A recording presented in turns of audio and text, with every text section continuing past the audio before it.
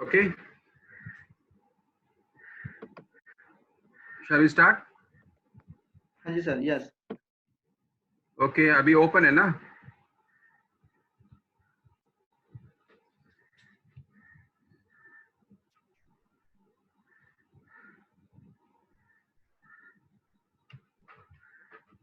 Okay, are you able to hear me?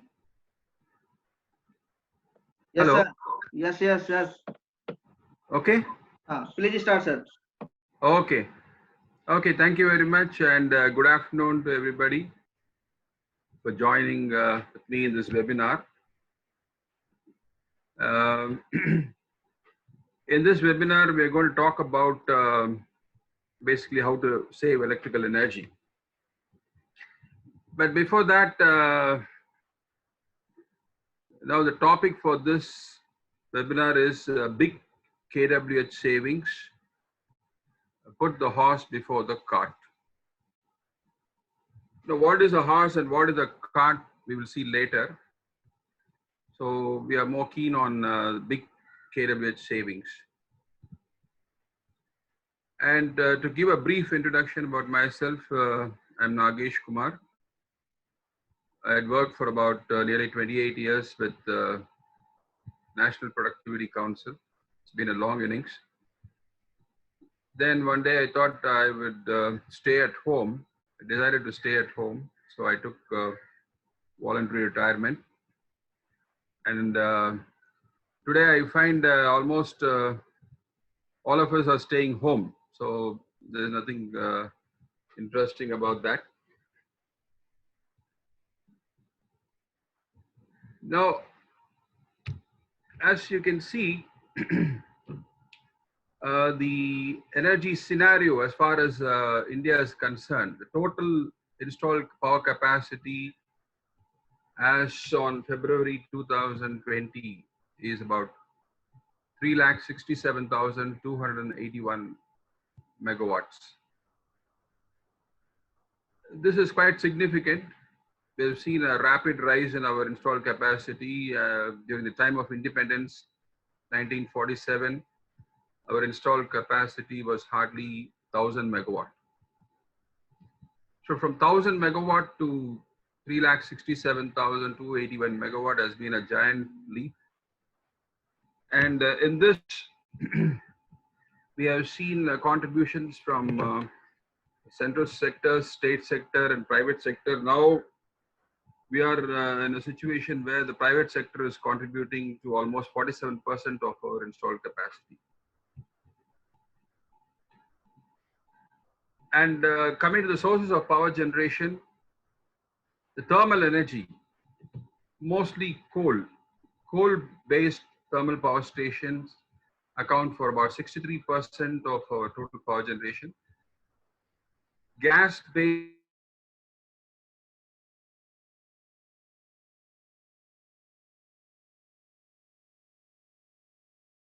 stations, and a hydro contribution is 12%, nuclear is 2%, renewable energy. In terms of installed capacity, it appears quite attractive at 23%, but as we all know, the capacity factors or the plant load factor of a renewable energy system, be it the wind or the solar, they're pretty low, less than 20-25%. So, but still, in terms of installed capacity, it's quite significant at 23%. Now, why are we interested in energy savings? This is nothing new in this situation. We have traveled a lot from the early 70s when the first oil crisis came and the oil prices were increased by 4 times. That was the first oil shock, which prompted many of the economies to look seriously into rational use of energy. So why should we do this? If you look at this figure for the United States, this shows the energy balance for the United States. And in this, on this side, you have the input energy. About 84% of all the energy input for the United States comes through non-renewable fossil fuels, basically coal, gas, and oil. We have 7%,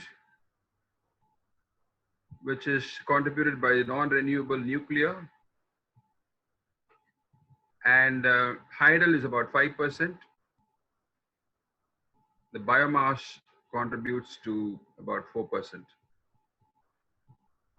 Okay, before we move further, am I audible? Is the screen visible? I just want a feedback from any of you.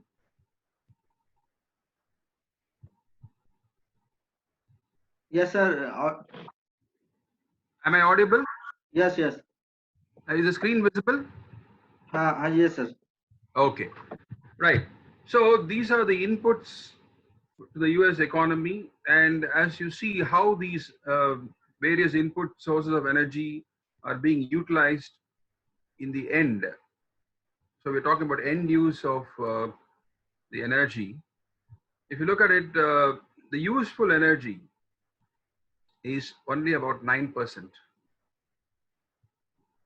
So what happens to the remaining 91%? About 7% is used for the petrochemicals, which is also maybe we can consider it as useful because these are products produced like plastics and other hydrocarbon-based materials. But if you look at this 41%, quite significant, this is what is known as the unavoidable energy waste. So what is unavoidable? As we know from the laws of thermodynamics that there is no 100% energy conversion that is possible. When we convert energy from one form to another, there has to be some loss of energy. So this 41% is accounted for by the thermodynamic losses that take place in any energy transfer system. If you look at a DG set, for example, a diesel generator, which is there in almost every factory, what do you think will be the efficiency of a DG set? It's hardly about 30%, which means of the total energy that you put into the diesel engine, just about 30% of the energy in the diesel is converted to electricity. So 35% goes into the chimney as the exhaust losses, and 35% goes to your radiator for cooling losses. So this is something which is a limit. So the thermodynamics sets a limit to the efficient use of energy. 30% is the maximum energy efficiency of a DG set. The remaining 70% is what are known as technical losses, which cannot be minimized. They may be recovered depending on the situations, but primarily the efficiency of the DG set will be around 30%. But what we are interested is in this 43%, which contributes to unnecessary energy waste. So this is where we are trying to attack and see whether this 43% can be eliminated. This entire 43% can be eliminated ideally by means of applying ourselves and using technologies, techniques, practices. And if we are able to save energy, then this 43% can be eliminated, which directly means a 43% reduction in the energy input to the US economy. So what we cannot avoid is this 41. This has to be seen in the context of energy savings. We may not be able to save all the energy that is going as waste. Some wastage will be there. Like in the boilers, you see the exhaust gases leaving at around 150 to 180 degrees centigrade. Whatever possible, we have recovered through an economizer or air preheater. But beyond that, there has to be a loss which cannot be avoided.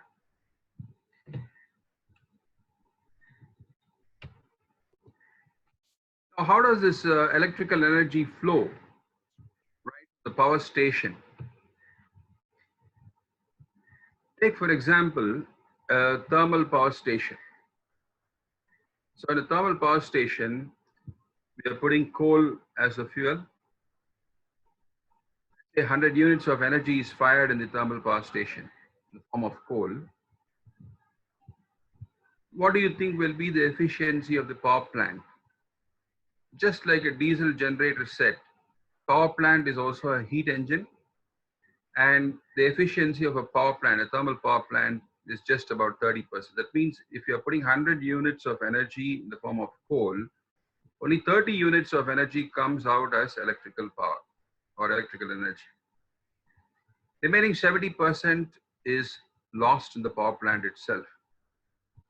So people working in the power plant will know that the major loss that is contributed to by the power plant is in the form of condenser losses. When the steam exits the turbine, it goes to the condenser, and almost 50% of the heat, input heat, is rejected in the condenser, which is again further dissipated in the cooling towers.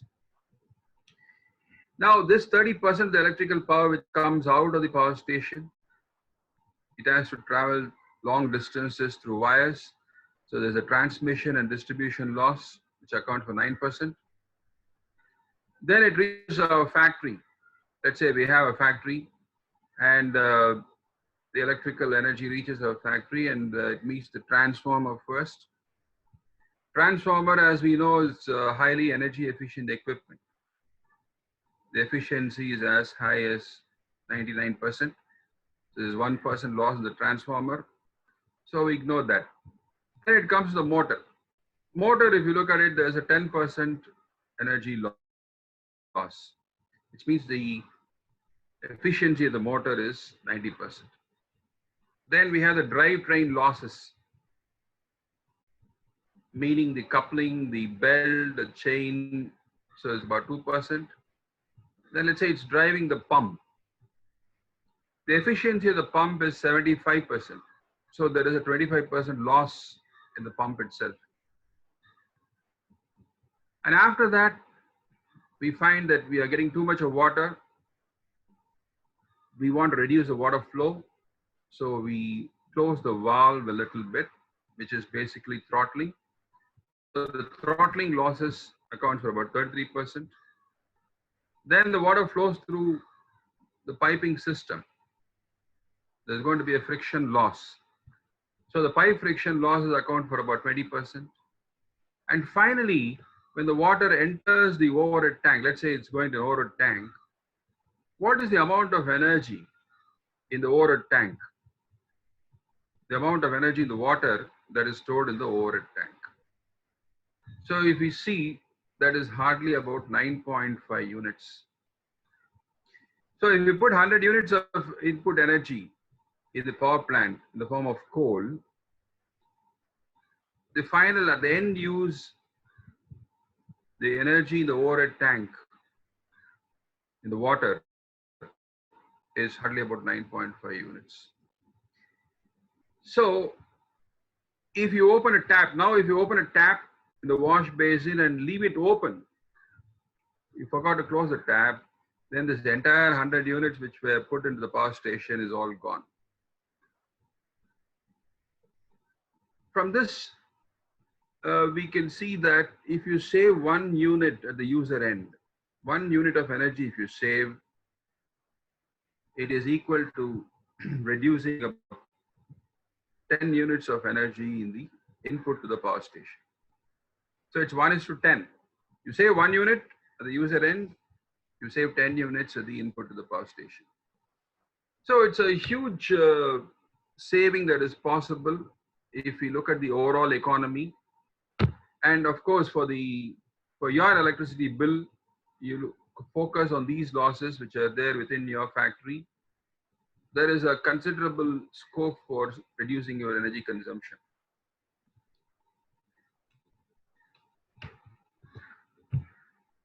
Now, let's track the electrical energy that is flowing into our industry. Now, the energy has been generated, transmitted, and now the distribution system is providing you the power supply. So the first thing that comes here is the trivector meter of the electrical distribution company. So the grid has installed this meter which is going to measure your consumption. The trivector meter, meaning the three parameters measured, kWh, kVAH and kVARH. Next comes the transformer. So here in this case, we have 11 kV by 440 volt transformer. As we know, the transformer efficiency is 99%. There is 1% loss in the transformer. Okay, then we go into the cable. From the transformer, we are running LT cables all around the plant. Depending on the distance of the cables and also the conductor size, the distribution loss, the I squared R loss in the cable will be determined by that. But generally, if you find, considering the size of a medium factory, the cable losses, I squared R losses in the cable will be hardly about 0.2 to 0.5% maximum. So your distribution system within your factory is also very efficient. There's hardly any loss in this distribution system.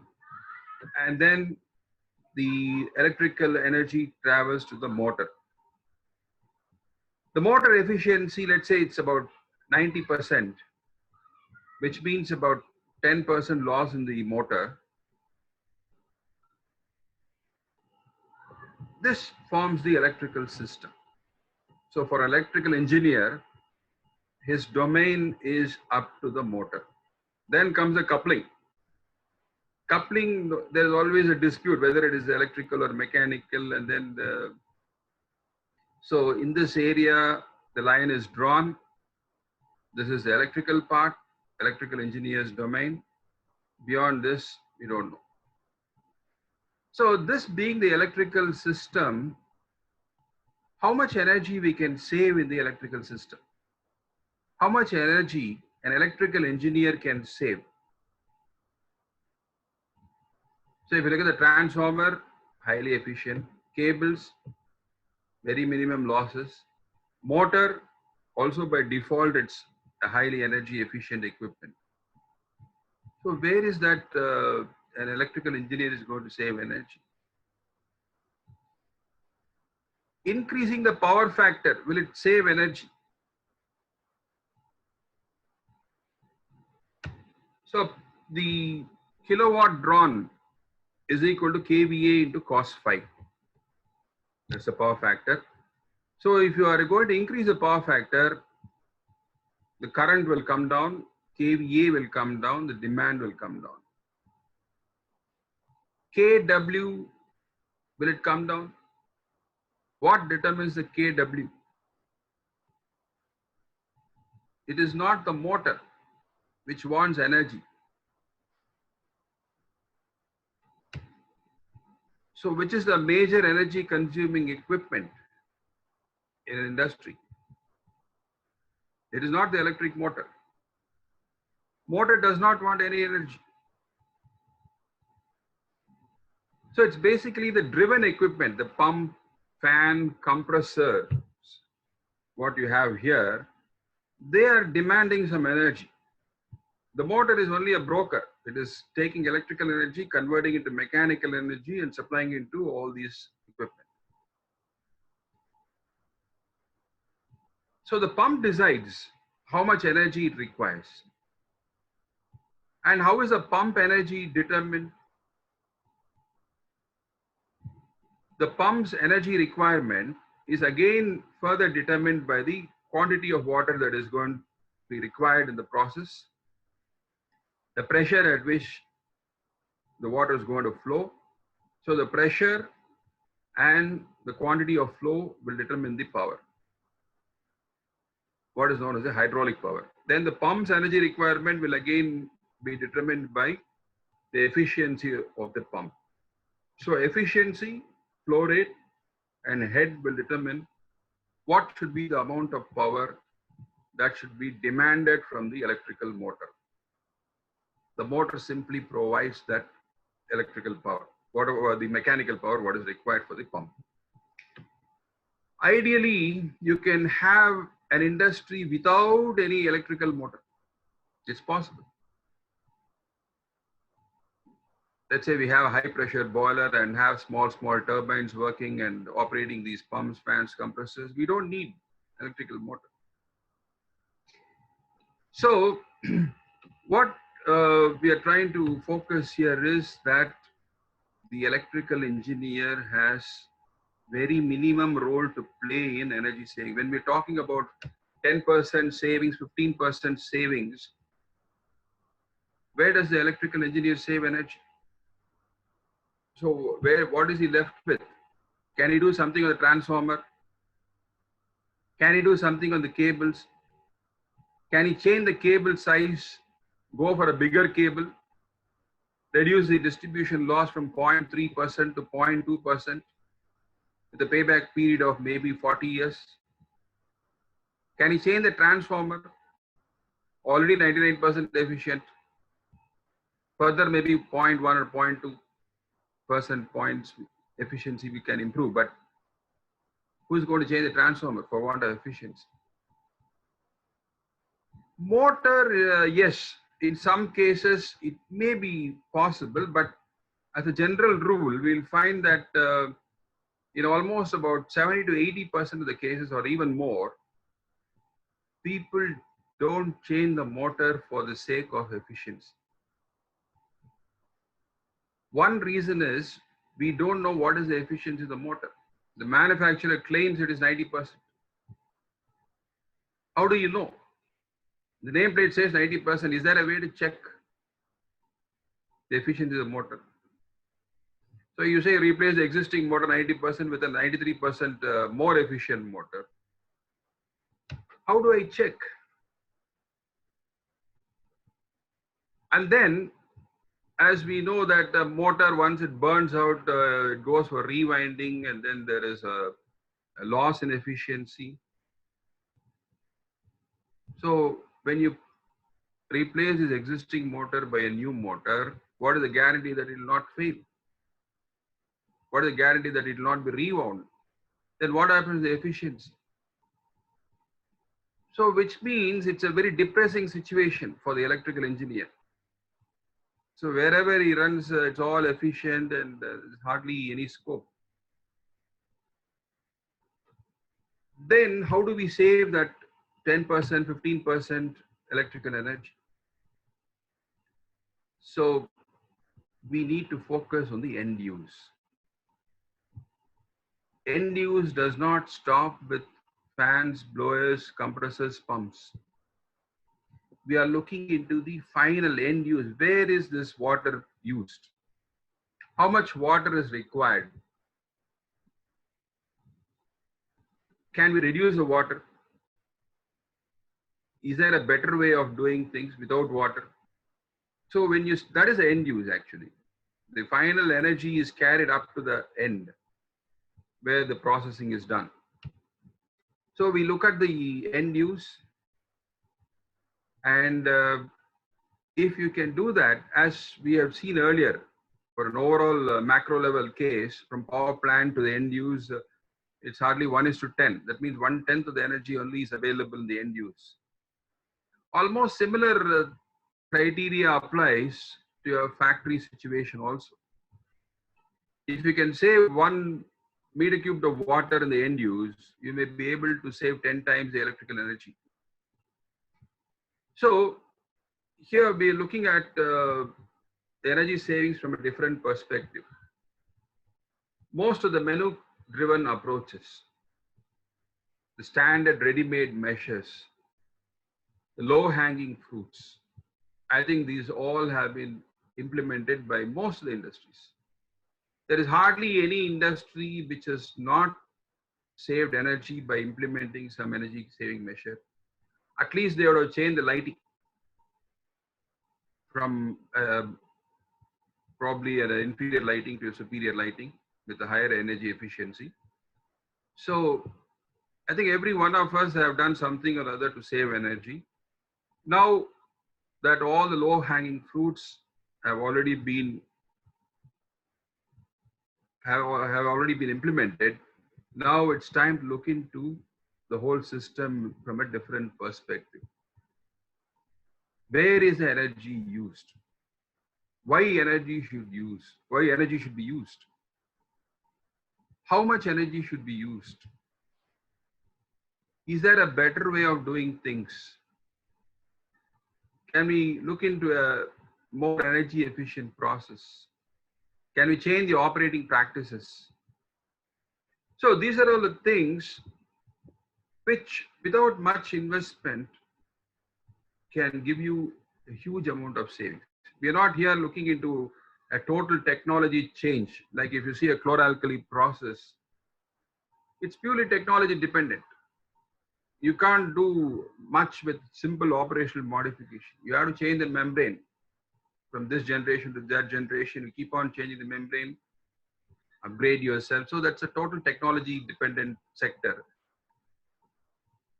But such kind of sectors are quite few. But otherwise, if you see 99% of the industries, they all are amenable to any kind of approach by which energy savings can be obtained. So here what we're going to see is we are going to look into the some of the case studies where we have demonstrated that the end use, if you look into that, then there is a huge scope for energy savings.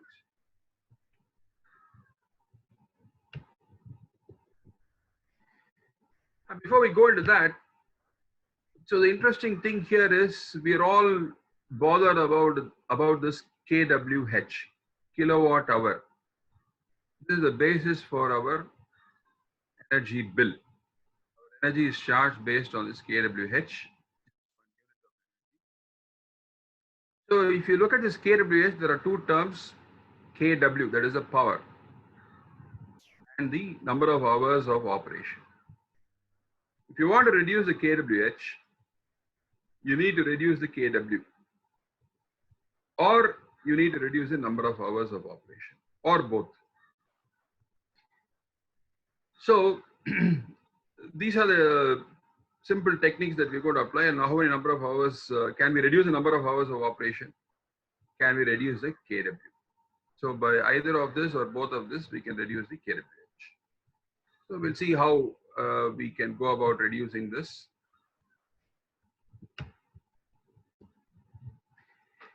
Many times we are surprised when industries say that they have conducted audits and the auditors came with several sophisticated power analyzers and other kind of meters, and different kinds of data have been measured. Nicely, they have been put up in a tabulated form, or it comes in the form of nice pictures as graphs. Now you look at this table. There are umpteens of hundreds of motors. So somebody has come, is gone with the meter straight to the motor. What are the various motors available in the plant? And you can see that all the voltage has been measured, the current has been measured, the power factor has been measured, and this is the actual drawn kilowatt and the frequency. Now this is a table, and in many of the reports we see that this kind of tables are running to almost 80 to 90% of the pages. It's only full of these tables and data. Now what do we do with this? So this is a pump. Let's say this is a high pressure pump. Voltage is this much, current is this much, PF is this much, actual power is this much. Okay, it's all given. So what do you do with the data? How can you save energy based on this table? So as we said, it's all about motor. Motor is drawing all this power. But what happens to the power delivered by the motor? Where all it is going? How it is consumed? It is only in that part that energy saving lies. In fact, you don't need to do any measurement. So as far as the electrical motor is concerned, unless of course you need to validate some data, yes, some measurements may be critical. But otherwise, blindly going about measuring all this makes no sense. This is another set of data that we see. Okay, the compressor is there, and you measure all that FAD and all that, and finally you arrive at this conclusion. Overall efficiency is this much, and percentage of free air delivered (FAD) is this much. So this is another set of data.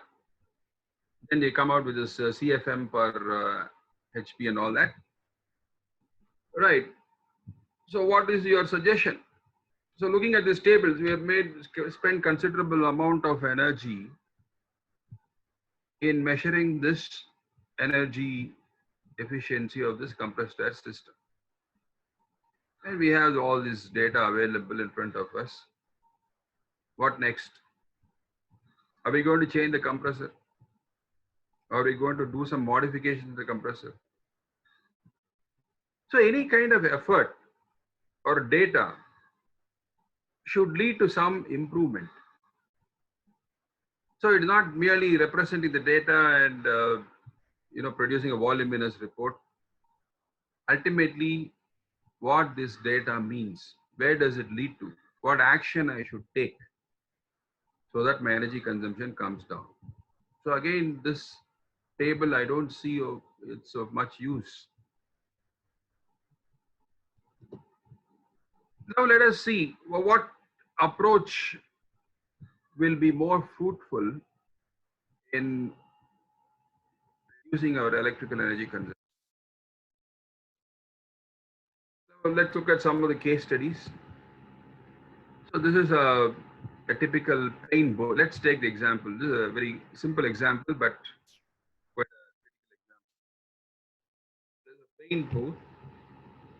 So the typical paint booth will be like this. There is an air supply unit supplying air from the top. Why it is blowing the air is there is a spray going on this automobile here. So spray painting is done, and we want to suppress these fumes.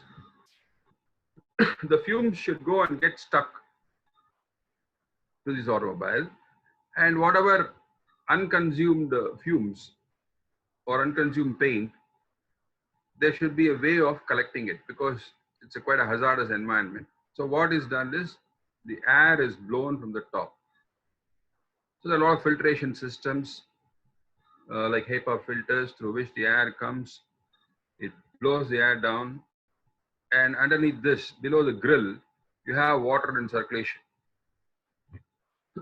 The water keeps circulating, and all the unabsorbed paint in the form of fumes are getting absorbed in the water and then exhausted through exhaust fans. This is a typical paint booth application. So in one of the industry where we have done this audit, so we find this. Right, so we have a paint spray booth here, and we have a fan. The fan is rated for 110 kilowatt. It has got already a VFD, and the power drawn by the fan is actually 50 kilowatt. This is where measurement matters. Sometimes when you are in doubt, you measure and you see it is drawing only 50 kilowatt, which means it is giving a lower flow rate than the design. So we need to find out why.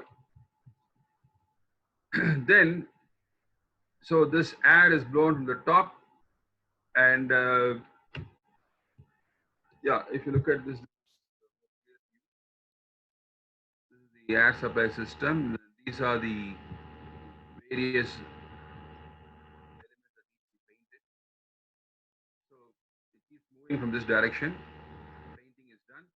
Air is blown from the top, and it goes to the water bath here, circulation, and exhausted out to the chimney through these set of exhaust blowers.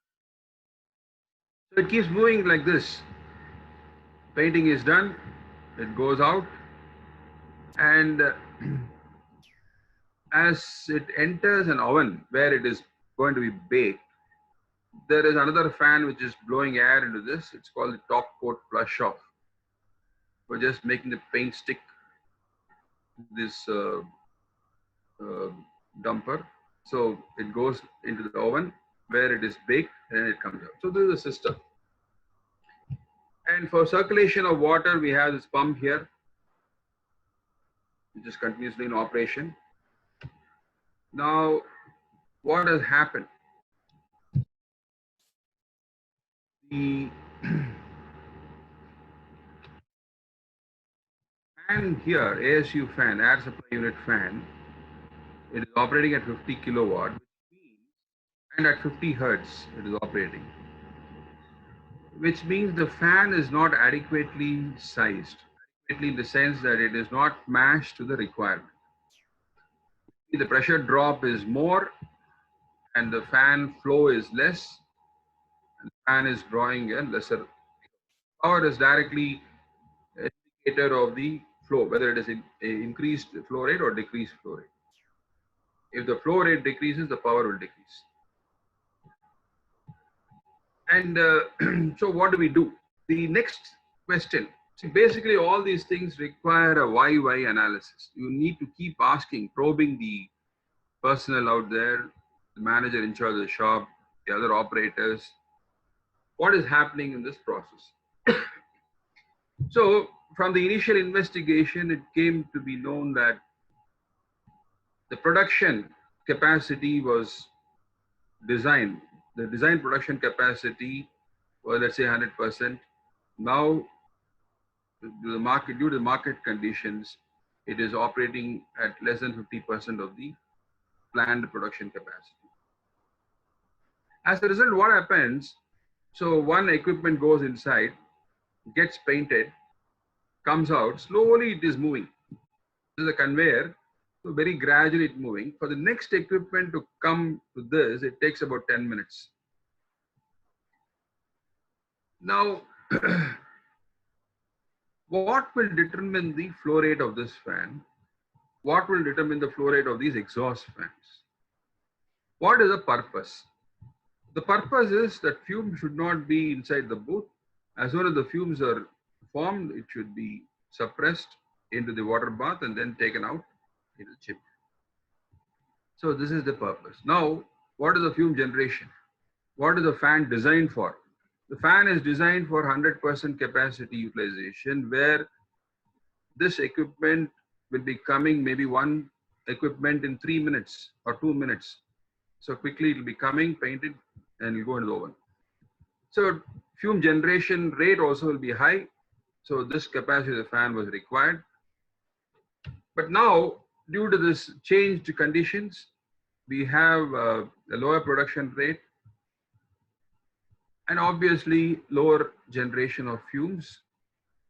So which means it provides an opportunity to ask the manager whether we can decrease the flow rate further. Can we reduce the air supply? At the same time, not compromising with the environmental conditions inside the paint booth. So what we did was we did an exercise and we found that the AHU at 50 hertz, it was drawing about 67 kilowatt. 45 hertz, it was drawing 50 kilowatt. In fact, they were operating the AHU already at 45 hertz without rationale. This also happens in many of the applications for VFD. You provide a fan with VFD and you operate at 45 hertz. Why 45 hertz? Nobody knows, because there is no feedback control. What is to be sensed, what should be sent as a feedback is not clear to many people. So randomly they said, okay, let's say reduce by 5 hertz. Okay, some saving is obtained. So 67 kilowatt, you get about 50 kilowatt. Then you see for various frequencies, as you keep on reducing the frequency, which means basically we are reducing the RPM of the fan.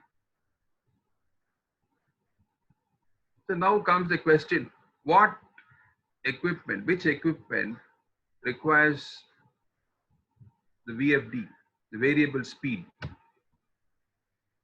It is not the motor which requires a variable speed. It is the fan which requires a variable speed. By varying the speed of the fan, we are going to vary the flow rate of the fan. So it is a fan which wants a change in speed. You can have a damper, of course, that's another way of varying the flow rate. But in this case, since the VFD is there is going to be a change in speed for changing the flow rate. So as we were discussing, it is not the motor. Motor does not want any change in speed. It is not asking. The fan is asking, I want a change in speed so that my output can be reduced. Ideally, you can have a variable speed for the fan without changing the speed of the motor. Earlier days, it used to be called the fluid coupling or the hydraulic coupling. In between the motor and the fan, there used to be a coupling. Motor will be running at constant speed, and the fan speed alone can be changed by this mechanism inside the fluid coupling. But now, of course, with the improvement in the solid state electronics, VFDs have become much cheaper and very easy to change the speed. So we are changing the speed of the fan by changing the speed of the motor, by varying the frequency. So when you change the frequency, the speed changes. And so this is the output. Power drawn by the fan at various frequencies. And as we know, the power drawn by the fan, a centrifugal machine, whether it's a pump or a fan or a compressor, the power is proportional to the cube of the speed.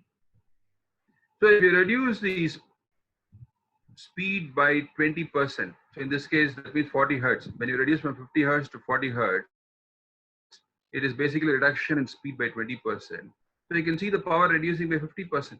From 67 kilowatt, it's come to 35 kilowatt. Now what we're going to do is we're going to gradually reduce the speed of the fan, ASU fan.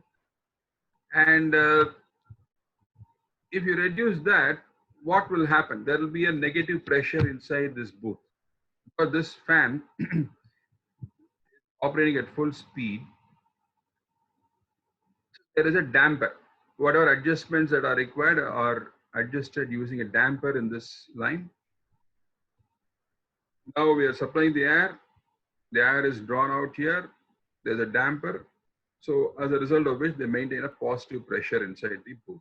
So some positive pressure is to be maintained so that the paint will adhere to when you spray the paint, it will go towards the object so that the paint will be uniformly sprayed over the object. Now, when you reduce the flow here, and this speed is going to be the same, there is going to be an excessive drawl for the exhaust. There's going to be a negative pressure. Now, what we need to do is we need to reduce this as you keep on reducing.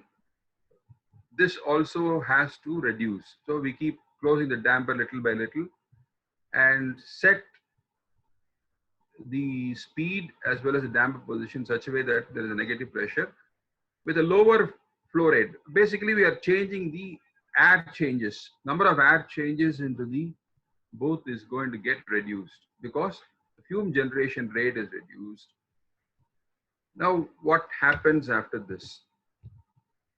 So we find that the speed can be reduced to about 35 hertz. That's about 30% reduction in flow rate, 30% reduction in fan speed. And presently, the primer and top coat exhaust fans are operating with damper. So we are going to provide maybe one more VFD for the exhaust fans. So we provide a VFD here, a VFD here, VFD already here. Then you reduce the airflow changes inside the booth, reducing the airflow here, reducing the airflow here. What will be the impact? And if you see, this is the existing power drawn. The actual power drawn by those, this is the exhaust fans of 75 kilowatt. The measured power. This is where the power measurement is required. When you want to do some calculation, when you want to validate the data. So you find this is one is drawing 43 kilowatt, other is 45 kilowatt. The total power for the three fans, supply fan and the exhaust fans, together 8 plus 50 is 138 kilowatt. And when you reduce the frequency to 35 hertz from existing 45, the power reduces to 25 kilowatt. And the power requirement after providing VFD for exhaust fans will come down to 30 kilowatt, corresponding to this frequency. So total power consumption will come down to 55 kilowatt. And this is the saving, 138 minus 55 into so many. As you can see, they operate only for 5 hours a day due to the low production volume and only for about 200 days. Still, the energy saving is quite significant, about 6.2 lakhs per annum is the monetary saving. Given that it's only operating for 5 hours and 200 days, it's a huge amount. So this is one of the simple examples. And additionally, of course, we are not included, for want of time, I've skipped this, the circulation pump. This circulation pump rate also depends on the fume generation rate.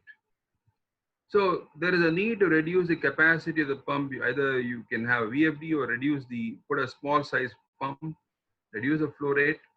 So the water circulates slowly and whatever fumes are there gets absorbed. So there is also a reduction in this 37 kilowatt pump. And again, designed for the original production capacity, but now with change conditions, you can downsize this pump.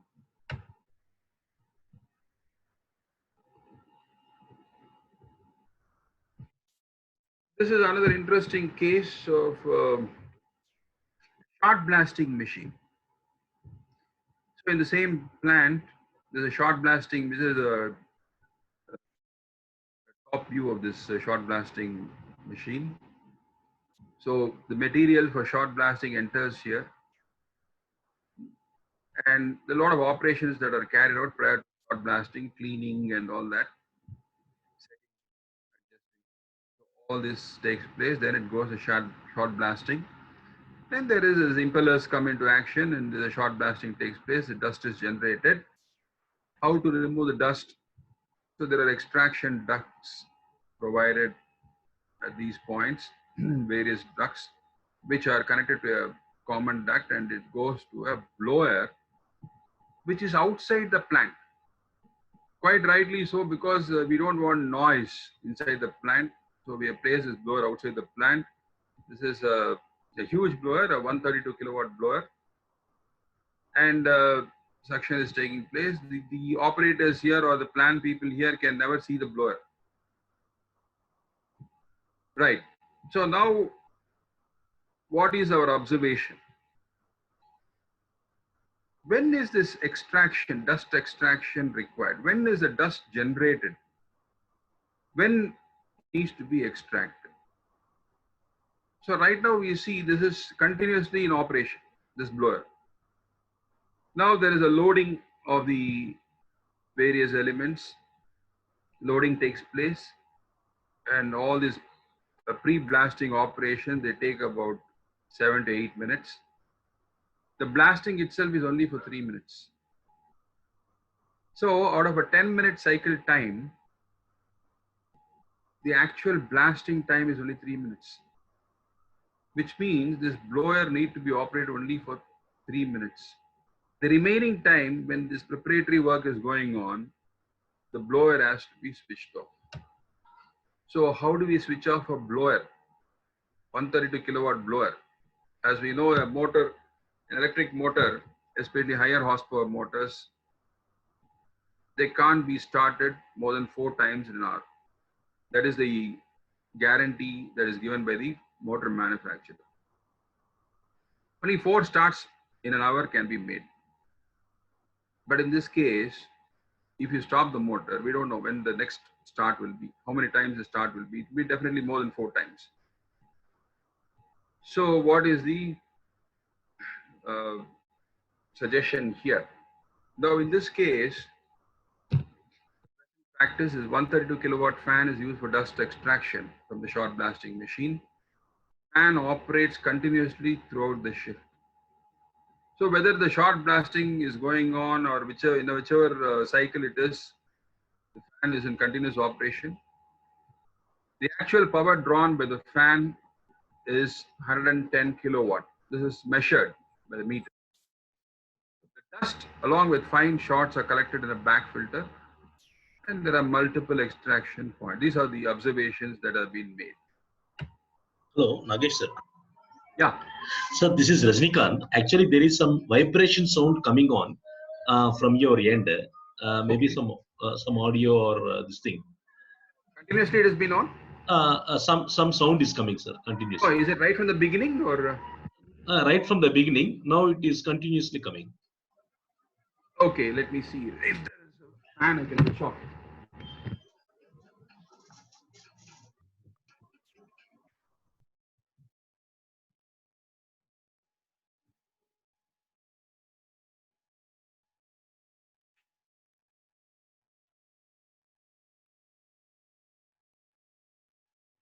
Okay. Thank you, Rajinikanth. I hope things are better now. Yeah, yeah. Okay. So I've saved some energy in the meanwhile. I've switched off the fan, which was probably contributing to the vibration. So if you look at this, the fan is continuously in operation. The cycle time analysis showed the fan can be switched off for 50% of the time when no blasting operation is carried out. So though of course 70% of the time it can be switched off, a few minutes before the short blasting, the fan will be on, and a few minutes after the short blasting, the fan will be off. This is the requirement. Now, there is one more extraction point which is connected to a manual short blasting equipment, which we decided to segregate from this. Once we do that, then the fan already has a soft starter because a high torque equipment, and they've already provided a soft starter to take care of the starting current.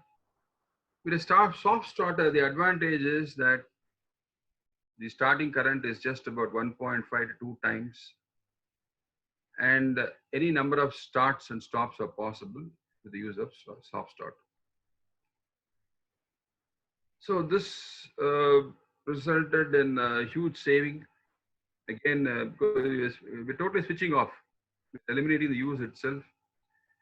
So for 4 hours, the fan need not be in operation. Out of the 5 hours, 4 hours, it need not be in operation. And the savings is again about 6.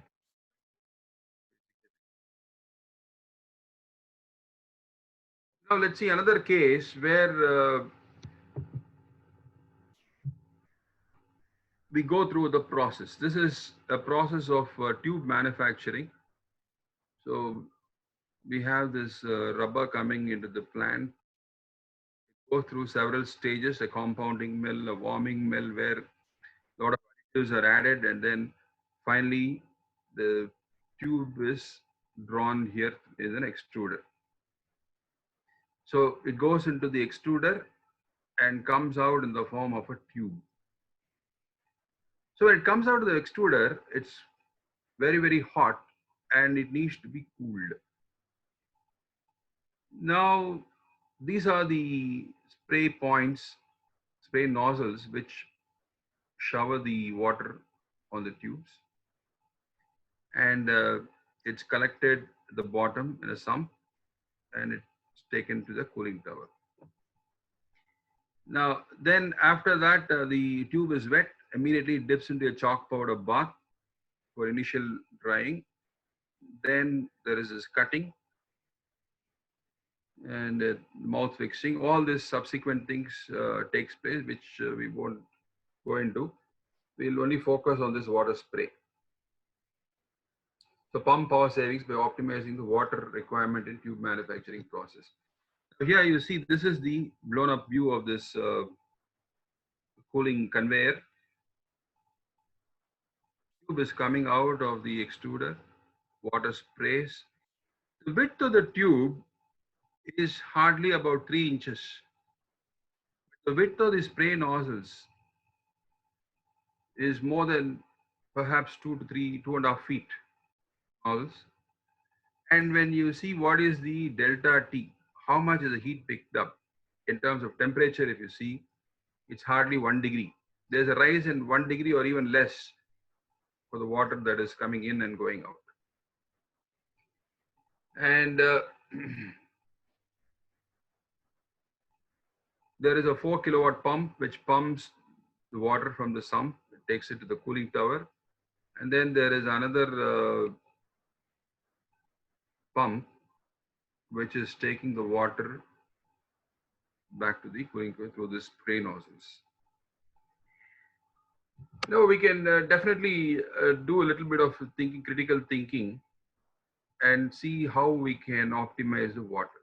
So when you say less than 1 degree delta T, it means the water flow is huge. Too much of water is being used.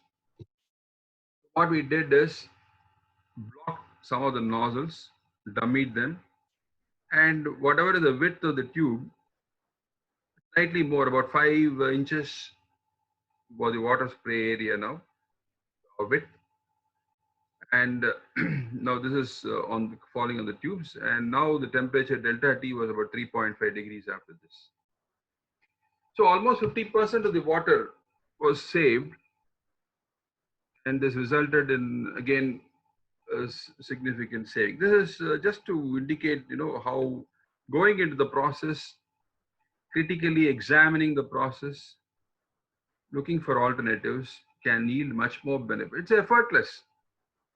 Many times we find, some of the uh, suggestions involving trimming of the impeller, all that may not be required. You can simplify the ideal thing will be to first simplify the process, eliminate some of the things if possible. Then you go in for the energy efficiency application like trimming the impeller or VFD, all that. So first, within what is available, is it efficient? Is it the best way of doing things? Is there a better way of doing things? So these are the questions that need to be addressed. So in this case, as you can see, the 4 kilowatt pump here and the 4 kilowatt pump which is pumping from cooling tower back to this, been replaced by smaller pumps which were drawing only about 1.7. So there's a 5 kilowatt saving. It's a small saving for this particular application.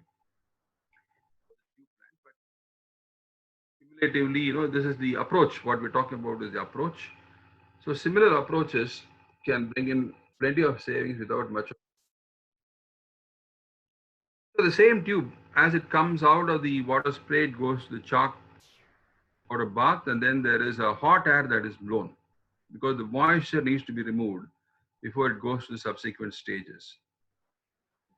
So what they were doing was they were having a blower, and at the outlet of the blower there was an electrical heater, 9 kilowatt. Hot air was generated. The hot air was blown on the tubes. So here again, you need to see what is the purpose. The purpose is to remove the moisture. How the moisture is getting removed? One is it is by the impingement of this hot air on the tubes. So hot air definitely will enable accelerated drying. But then if it is cold air and if you have more quantity of air, the humidity itself will enable the drying of the tubes. So here we made a trial switching off the heaters. Then we provided a bigger opening here. So more air was going in. The additional kilowatt was only about 0.2 or 0.3 for the blower. Blower is hardly, it was about 1.5 kilowatt it was consuming. And after this, so some more air we have provided, assuming the humidity will take care of the drying. So this was partially successful. They observed some water droplets at the outlet. Then on, again, critical examination showed that whatever water was impinging on the tubes, it was disabling the water droplets to get carried away. It was going back into the tubes. So what we did was we changed the angle of attack. We tilted this. Now the air was blowing here and taking away the droplets to the atmosphere. Physical removal of moisture droplets were also there in addition to the drying. So this process eliminated that 9 kilowatt heating element which was used in the outer. Now here, if you see, this is a chemical plant. A solvent is used. It's a penicillin G manufacturing facility. Solvent is used, and the solvent, after extraction of the penicillin, it becomes impure. Butanol is a solvent used, becomes impure butanol. This is the flow rate and temperature of the butanol which is used here. And so this has to be made into a pure butanol. So how do we do that? How the plant does this by sending it through an evaporator where steam is used. About 130 kg per hour of steam is used in the evaporator. Its temperature is raised to 124 degrees within the evaporator, and then there is a purification that takes place. All the unwanted things are eliminated. You get pure butanol at 124. So at 124 degrees, the butanol cannot be stored. It's quite hazardous. So the storage temperature is about 30 to 40 degrees. So this 124 goes into heat exchanger. There's a cooling water circulation. A 22 kilowatt pump is operating for this. Then it becomes 40 degrees and it is stored in the storage tank. Now, what we can do is on evaluating this process. So we found that the concept called process integration was applied, where the impure butanol is going at 30 degrees. So we want now what comes out of the evaporator 124 degrees. Here we are going to use cooling water. Instead of using cooling water, you use this 124 degree evaporator. Here what comes out of the evaporator, 124 degree pure butanol will go into a preheater. So for getting cooled by the incoming impure butanol. So this is 30 degrees impure butanol is coming, which will get preheated by the 124 degree pure butanol from the evaporator. So it comes down to 40 degrees. It will be stored in the storage tank. So here the temperature has risen to 80 degrees by this product to product heat exchange. Subsequently, supplemental increase from 80 to 124. Of course, we need to use steam. So earlier this 130 kg steam was used. Now only 75 kg per hour steam is required. So we reduce the steam as well as this pump, 22 kilowatt pump was completely stopped because this cooling was sufficient for storage. So this again requires getting deeper into the process, which means it is not the electrical engineer. So where is the role of electrical engineer here? We have stopped, we have saved 22 kilowatts. One pump has been switched off. 22 kilowatt hour of energy power has been saved, 22 kilowatt of power. So electrical engineer has no role to play in this. Which means energy management is all about interdependency. That means it requires the input from the mechanical department, the production department, the quality control. Everybody is involved in energy saving, including the electrical engineer. So it's a kind of a team effort. And if all of them pool their heads together and then look at it differently, there's a little bit of lateral thinking that is required out of the box. And certainly huge amounts of energy can be saved. Sir, sir, there is Rajnikant. I think some vacuum cleaner or washing machine sound, some vacuum cleaner sound is coming at your end in your talking. All the participants are saying that. Really, because I can't hear that. Just now or? Some of the people are saying Yeah, how about you? Some vibration. Yeah, for me also. Maybe any video is playing in your system or anything? No. Okay. No, everything is off. Okay, sir. Okay, please proceed, sir. Is it disturbing the clarity of the? No. You can proceed, sir. Yeah, some inconvenience. I don't know where it is coming. I switched off the fan already, and beyond that, I don't know where. No, sir. some, yeah, please proceed, sir. Yeah, let me see if there is a possibility here. Just hold on.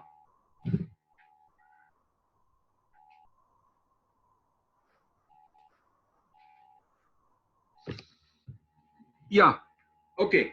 I think we have several more case studies, and I don't know if I'm running out of time. It's already 1 hour, the time given to me. So it's endless. I mean, we can keep on going for hours together on the various types of experiences we had in NPC, and we have this to share with you. So Rajinikanth, what do you suggest? Should we go on for questions? Hello? Hello? So one question was there with Shri K.K. Chakravarti. Still there is some scope in cooling tower fan, as delta T was only 3.5 degrees centigrade. VFD or blade angle can be changed in tube cooling. Yeah, so this is one perennial issue in many of the industries, because people don't measure the delta T. There are no temperature gauges for the cooling water inlet outlet. Nobody knows what is the temperature. So one of the important things that the industries need to do is to at least provide a thermometer, for the dip type thermometer, for the cooling water outlet from the cooling tower and inlet to the cooling tower, so that the range is monitored periodically. And 3.5, of course, is still there is a scope. I mean, what we did was a crude trial when the audit was going on. It was not a perfect solution, but and at that time, of course, VFDs were quite expensive. We didn't want to venture into VFDs also for the cooling tower fan. But today you can have a VFD, and then you can set the cold water temperature or even the approach to the cold water temperature, and vary the speed of the cooling tower fan, which will give you much more savings. And the simplest thing is to switch off the cooling tower fan. We're using a thermostatic switch. We find that many of the cases, especially in areas, for example, like Bangalore or Nashik, the nighttime temperatures are quite low. So we don't need to operate the cooling tower when it is already approaching the wet bulb, or even when the temperatures are low. So there is potential, of course, in that area. Sir, there is other question, Mr. Sivarasu. In case study number 5, do we have some energy in preheater? Should it accounted? Case study 5. Yeah, the preheater itself is add-on retrofit. So the evaporator, the first before case, it is shown as a part of the evaporator. It is integral part of the evaporator. And in second case, there is an additional heat exchanger. It's basically a heat exchanger, which is to preheat the stream going to the evaporator. So earlier it was entering the evaporator at 30 degrees. Now it is entering the evaporator at 80 degrees. So this is basically a heat exchanger. You can call it a heat exchanger, which was retrofitted to preheat this impure butanol. So there is another question. Sir, so improvement in load and power factor will have an impact on demand only, or some unit consumption will change? Right, that is what, as we discussed, kW is equal to kVA into cos phi. What determines the kW? It is not the motor. I think now is the time to discuss what is the cart and what is the horse. The title of this program is, put the horse before the cart. So which is the horse, which is the cart? Is it the cart is pushing the horse, or cart is pulling the horse, or horse is pulling the cart? So if you look at it from that angle, it is not the motor which is determining the kilowatt. The kilowatt is determined by the driven equipment, the pump, fan, or the compressor. So the kilowatt will remain the same. Whatever you do to the motor, either you increase the power factor or reduce the power factor, or increase the kV or reduce the kV, whatever you do, the kilowatt drawn is not going to change, because it depends on the water flow rate, the head, and the efficiency of the pump. In the case of a pump, let's say if we take the example of a pump, the kilowatt is determined by the pump, not the motor. So the kilowatt will remain the same. You may have a power factor of 0.9. Kilowatt is, let's say, 25 kilowatt. You improve it to 0.99. What will be the kilowatt? It will still remain 25. The kilowatt can never change because it is the mechanical load. The mechanical load does not know whether it is kVA or kW. It is power, raw power that mechanical load demands. So 25 kilowatt will remain the same. So your improvement in the power factor is not going to change the kilowatt. Loading on the, I think there's another question, the loading of the motor. The loading of the motor, of course, the motor power factor depends on the percentage loading. If the motor is well loaded, more than 70 to 80%, then the power factor of the motor is high. That is the power factor of the motor. It's not the system. There are two things: system power factor and motor power factor. So in many of the cases, people get confused when they say, you know, we are always maintaining 0.99 at any point of time with the APFC.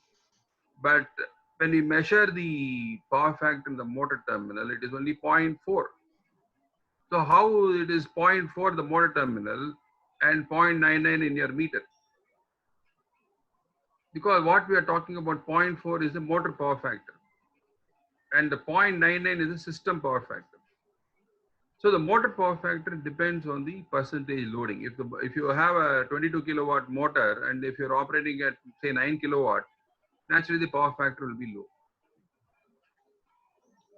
So Sir, distinction has to be made. Yeah. So there is a question. How is our present policy for energy audits and related opportunities? I am asking this because I am a student and wanted to become energy auditor manager, energy efficiency. I think this energy prices, as you can see, of course, there's a temporary drop in the prices, but it's only temporary. In the long run, I think the prices of energy will continue to go up, and energy saving will become a part and parcel of any company. So if you apply yourself and if you're keen and interested, the interest has to come from within. Not that some employment opportunities are there, I want to become energy manager, that doesn't work. So it has to come as a passion. If you have a passion for energy savings, then definitely there's a huge opportunity. Yeah, there is other question, sir. Sir, should we always go with VFD or there are some drawbacks of VFD also? Yeah, that's a good question because when we meet some clients, the first thing they say is we are already energy efficient. We have put VFDs for all the motors. Anything rotating inside the plant, they have VFD. But then they say that we have not achieved the savings. See, this is where that misconception comes. VFD is not for the motor. Putting a VFD, you cannot reduce energy consumption unless requirement on the mechanical side. So suppose you put a VFD for a lathe, how is it going to save energy? It's a rotating equipment. There's a motor, 5.5 kilowatt motor is there. You put a VFD for the lathe and reduce the speed. What will happen? Your productivity will come down. What took maybe about 3 or 4 minutes for a job, now will take about 8 minutes. So when you're applying VFD, it has to be done with some caution. Caution in the sense that the need has to be felt from the downstream side. Because there is a motor, there is no point in putting a VFD. This is a mistake many people we have seen doing. And ultimately, you know, they say VFD doesn't work, it's of no use. No point in blaming the VFD. And there was another case where, you know, this affinity law, as we were discussing this, we said when you reduce the speed by 20%, the power will come down by 50%. There was one factory owner who said that we'll replace all the 2-pole motors by 4-pole motors. 2-pole motors run at 3000 RPM. We replace all the motors by 4-pole motor, which will be at 1500. So he said huge savings we are going to get. So what do you think about this? Will it save energy? All motors which are now running at 3000 rpm are going to be replaced with 1500 rpm. Then you apply the affinity loss. It shows huge savings. Why not? So initially you're stumped. You also wonder. This is another kind of lateral thinking. But then how does it not work? Why it won't work? Because it's not the speed alone that counts. The power. When you're going to reduce the speed, the power also is going to reduce. So ultimately, the power drawn will depend on the mechanical equipment, the speed of the mechanical equipment, not the speed of the motor. Yes, sir. There is another question. Yeah. Is it advisable to use VFD in cooling tower pump motor? Cooling tower pump. I think Okay. he talking about a case study. Okay. The cooling tower pump, yes, you can. See, especially when you have a pump, preferably if there is a dedicated equipment which it is serving. For example, you have a refrigeration compressor. It is not a water cooled condenser is there. You have a dedicated pump for the condenser. Definitely we can use a VFD. So what it should, again, just putting a VFD is not a magic box. Just you put a VFD doesn't save energy. So you need to build up a logic when it should operate at low speed, when it should go at a higher speed. So the logic here will be to measure the delta T. If the design delta T is 5 degrees, at all situations, this 5 degree has to be maintained, which means the flow rate will keep varying depending on your refrigeration tons. How much ton of refrigeration? How much is the compressor power? This will determine your heat load or the heat rejected to the condenser. The heat rejected to condenser will change depending on the load. So the heat rejected, when it changes, and if you are providing a constant flow of water, the delta T can vary from 2 degrees or 1 degree to 5 degrees. When the load is highest, it may go to 5 degrees. But you will find normally they are all operating in 2 to 2.5 range, which means too much of flow. So there it's a perfect case for a VFD application for a pump. Suppose there are 3 pumps, say 3 11 kilowatt pumps are there, and it is supplying to the refrigeration condenser. And each one, let us say, is about 20 meter cube per hour. We want 50 meter cube. 3 pumps are there, 20 meter cube per hour. Our requirement is 50 meter cube. We have also seen this. Some of the factories putting up a VFD for 1 pump. 1 pump with VFD, 2 pumps on full load. What will happen? When you reduce the speed of the pump, the head also will drop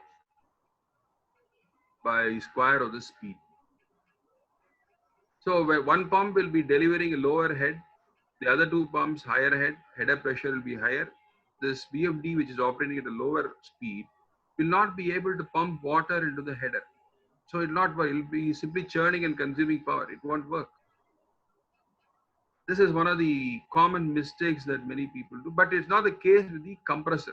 If you have a bank of compressors, say 4 compressors, 55 kilowatt, let us say each compressor is 55 kilowatt. Now, my air consumption is varying. In this case, you can have VFD for 1 compressor and let the other 3 compressors operate at full speed. No problem, because the compressor does not follow this affinity law. We're talking about screw or reciprocating, not the centrifugal. So in this case, the compressor is a positive displacement compressor, which means a fixed volume of air will always be delivered.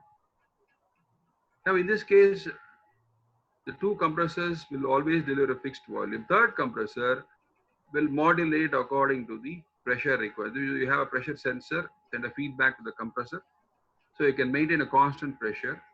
And in the case of compressors, using VFD for 1 and not for the other 2 in a bank of compressors is possible. It's not the case with the compressors. One more important thing I'd like to say is the frenzy with which people use VFDs. So as we said, VFD is not a magic box. Just by putting a VFD, it can't save energy. In many cases, we have seen they put a VFD and they're operating at 50 hertz.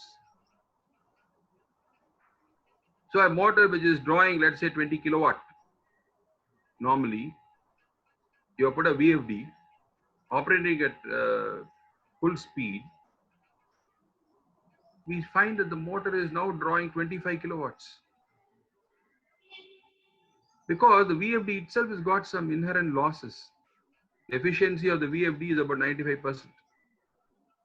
So there's a 5% loss in the VFD, which means if you're putting a VFD and operating at full speed, it is going to consume more power. You're going to lose energy. So this is another important thing that we need to keep in mind before we go in for VFD application. So there is other question from Mr. Jitendra Kumar. Can we use small capacity motors instead of running VFD always at 35 heads? It is with reference to case study 1.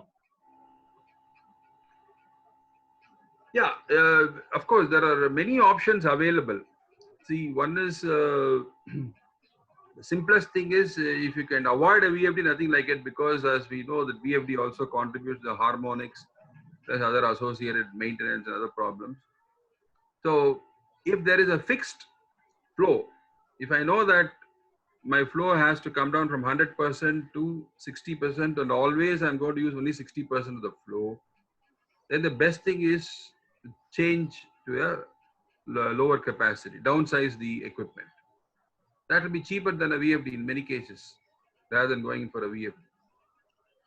So, okay, you put a smaller size equipment, suddenly there is a increased need. Then there is a problem. So that is why on this you have to evaluate it, and if you are sure that it is going to be a fixed requirement, a lower requirement, then better to downsize the equipment. Yeah, question from Mr. Ashok Seturaman. Paint booth is the VFD in closed loop control? Are static pressures measured in the inlet and exhaust of the booth? No, in this case, in the case of paint booth, it's very difficult to have a feedback. It's also something we need to accept. It is not always possible to have a feedback control. So what is that? What you will measure? So you can measure it. Of course, that is not impossible. So here you measure the static pressure. Keep let's say -5 mm or whatever it is. So just provide a feedback to the VFD here, and you also have to provide a feedback to these VFDs. So always maintain point minus. Possible, not that it is not possible, but it becomes more complicated.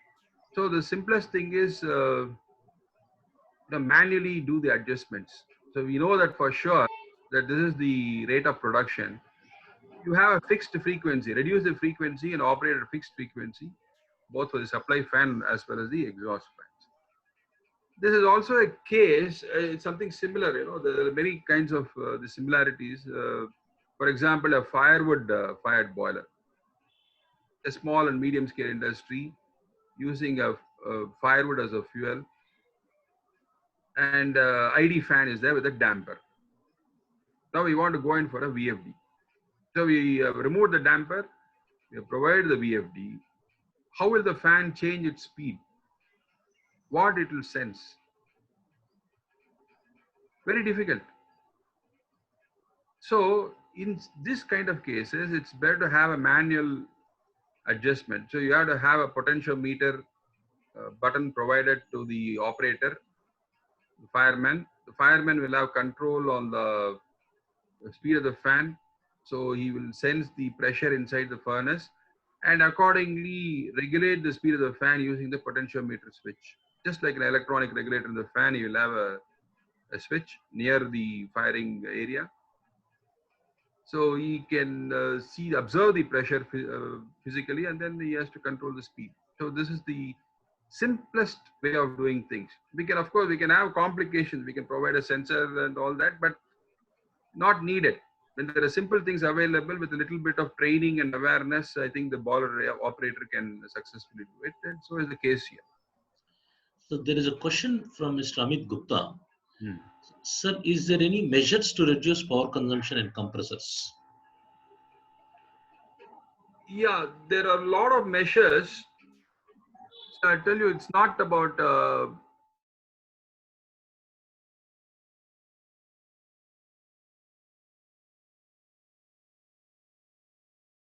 as we have seen, we are now here talking about the path of integrated energy management, where right from the transformer input to the final end use, where the air is going to be used. Like example, we did a study for one of the coach manufacturing factories, and finally they have to do some furnishing. About 8 compressors, each of 75 kilowatt, was in operation only for that. The pipeline was running to several kilometers. Then there were cables all over because the compressor was distributed in different directions. Now, in that, what we did was studied what are the areas where the compressed air is used, and what is the actual need and requirements. So we found most of them are used for this, drilling and torquing, hand tools, pneumatic tools, and they're all drilling into plywood, which means very low torque is required. So you have to start from there. Where is the compressed air used? Where all the compressed air is used? Why it is used? What is the function? Now, here the 8 compressors are used only for this pneumatic. And all these operators, there are about 40, 50 operators who are doing this torquing and drilling operations. They're all on contract. So they're not concerned about the leakages. The leakages itself was about 3 compressors were only for leakage as we tested it. So what these contract labor, their productivity is determined by the output. So they don't really need to bother about the leakages, and they don't even know. They're not aware. They find the air is free, so compressed air is also free. Now we looked at the various alternatives. We started by, can we have a segregated system instead of having a centralized system? So each unit has got its own compressor. Minimize the transmission so that the leakages can be minimized. So starting from that, we started brainstorming, and finally we found that hand-powered drills. So it's a portable drilling equipment, portable torque wrench. All these are available with lithium-ion powered batteries. And with one charge, it lasts for 24 hours. Many of the companies, Indian companies, are using this. They have almost disbanded the compressors. So all they need to do is give each one operator one handheld portable pneumatic tool, which is lithium-ion battery charged, and so he can take it anywhere. There's no leakage, and it's much more efficient compared to a compressor. As you know, compressor efficiency itself is hardly about 10%. 90% of the energy goes as heat loss in the compressor itself. Then finally, 3 compressors are leaking. And what is the pressure you need actually for the requirement, and what is the pressure at which you're using? All these losses, if you take into account, the overall efficiency of utilization may be 1 or 2%. So again, there's a quantum leap. The lateral thinking says that, okay, you go and buy, this is the technology development. This is a recent technology development. Handheld tools are available. So you go for handheld tools. So each application will have to be considered unique. It's a unique application. So what is applicable here may not be applicable to other industry. To similar type of industry, what is applicable in one industry may not be applicable in another industry. So each case is unique. So you have to look at the end use.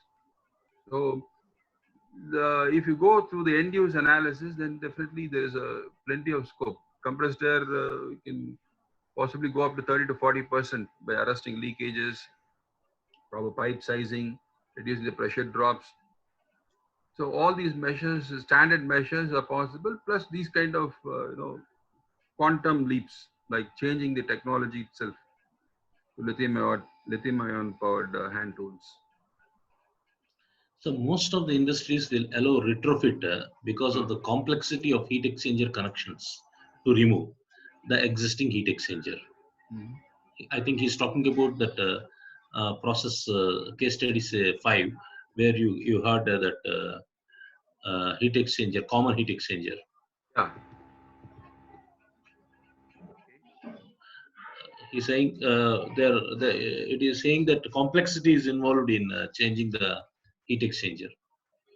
One thing we have to realize is that all these factories and process plants, everything, when they put up a plant, there are a lot of designers who work on it, and a lot of minds have gone into it in setting up a plant.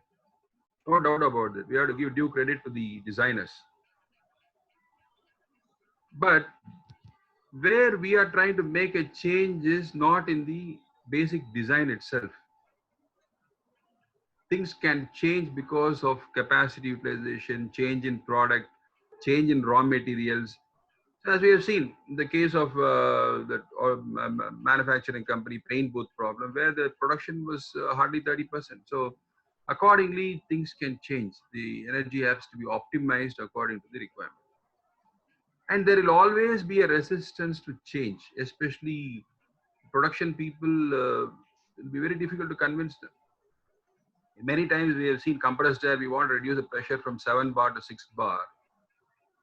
When you tell the production people, definitely there's going to be resistance. So we tell them, without telling the production people, gradually reduce from 7 to come to 6.8, 6.5, 6. But don't tell the production people. And if it works, leave it like that. So that is why there is a team effort that is required. Production people also need to be involved in the energy management exercise. And if you take them along, I think definitely the resistances can be overcome. There is a question from Mr. Rajeshwaran Natarajan. If you change the energy efficient motor for pump and fan application, speed will increase due to less slip. Yeah. Hence, power consumption will increase. Am I right? I think he's. Yeah, correct. Theoretically, yes, and practically also. So there is a pump. The pump is operating at, let us say, about 1460 RPM. If you go in for an energy efficient motor, it may increase, the speed may increase, it may become 1480 RPM. What will be the impact? As we have seen, when you increase the speed, even mildly if you increase the speed, the power is going to enormously increase. The power consumption increases. Nevertheless, the flow rate also will increase. So we don't need that flow rate. So what will you do? You will again throttle. And again, there is a loss of energy. So energy efficient motor, when you're applying for pumps, fans, and centrifugal compressors, definitely some caution is required. If you're going to operate at full speed, which is of course without a VFD, you're going to operate at full speed anyway, definitely it will lead to increase in power consumption. Without Since flow rate has been reduced to 1/4, tower was designed oversized. I think he's talking about the cooling tower. Yeah, can you come over again? Since flow rate has been reduced to 1/4, Yeah. Was the cooling tower is oversized? Yeah, but basically, the whatever is the flow rate originally is there as per the design, the cooling tower would have been designed for that flow rate. Now the flow rate has been reduced. So it's a bigger tower which is in operation now. The advantage is, okay, the tower is anyway bigger, you can put some more loads. Any other additional load is there for the cooling tower, you can put those loads also into this cooling tower. Or the approach would have reduced. example, earlier you had a cold water temperature of 25 degrees, wet bulb temperature of let's say 22 degrees. So approach will definitely reduce because of this increase. Now, of course, the cooling tower is acting like a bigger tower than what is required. In the paint booth case study, why there is two different prime exhaust on top coat exhaust fan? Cannot the same fan be used for both applications? Can be the same fan used for both applications? This is blowing from the top. From the top, this is coming. Okay. Now, the ASU fan is blowing from the top, right on the automobile. This, so there is a fan. The ASU fan is blowing the air here. Now, there is a pulling action from the exhaust fan. Two exhaust fans are there which are pulling the air. So it is divided into two sections. This is one section, and the rear side is another section. The initial section is called the primer section, and the second section is called the top coat section. So you need to have two different fans. So that is why this is called a primer exhaust fan. This is called the top coat. So primer section, there is a partition. So some fumes are pulled out through this. Some fumes are pulled out through this. You can't stop either of these fans. Then as it goes here, you will find a kind of a slight drying is done using this top coat flush off. So some uniformity in the painting will be ensured. So for this reason, this is being used. But later on, we have also switched off this. We found that it is not doing its duty or serving any purpose.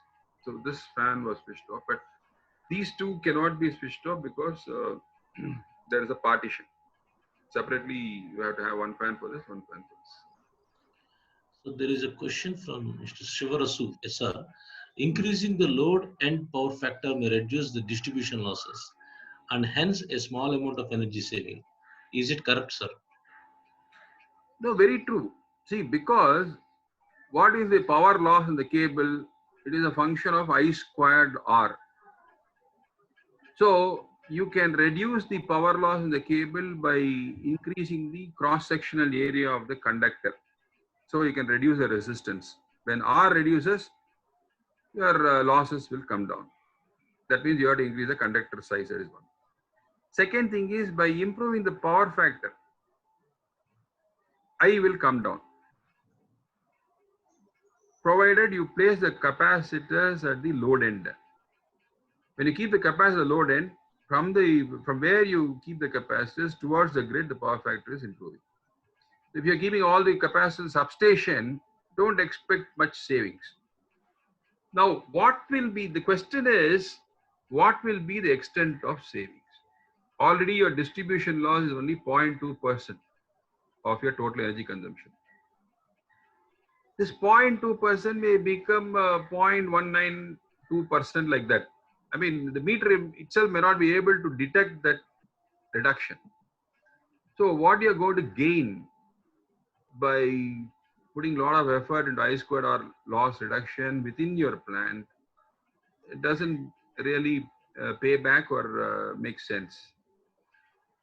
So one question. Yes, theoretically, yes, you can always, for examination point of view, okay, improving the power factor from this 0.9 to 0.95, what will be the reduction distribution losses that we can calculate and have some kind of an entertainment, but otherwise, practically, it doesn't work.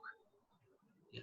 So one question, can NPC initiatives in SME industries can support and guidance will be there for NPC, from NPC end? Of course, we have been doing this right from the early 60s when NPC was formed, and we have covered maybe thousands of SMEs also in various sponsored projects. Many of the projects were sponsored by USAID, the GTZ, the ministries, planning commission.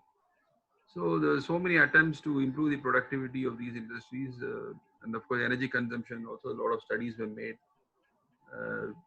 So this will be an ongoing effort. I think NPC is dedicated and committed to improving productivity in all spheres of resource conservation.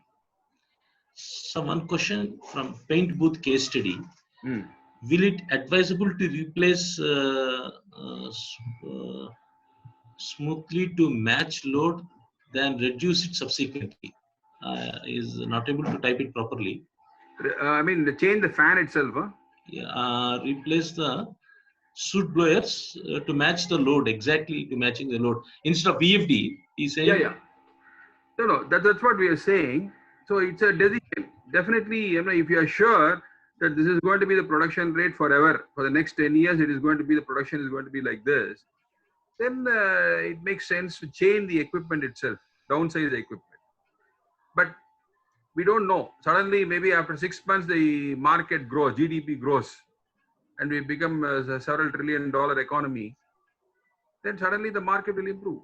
And at that time, production rate will improve. Then again, you have to change the fan. So it's a matter of caution that is being applied.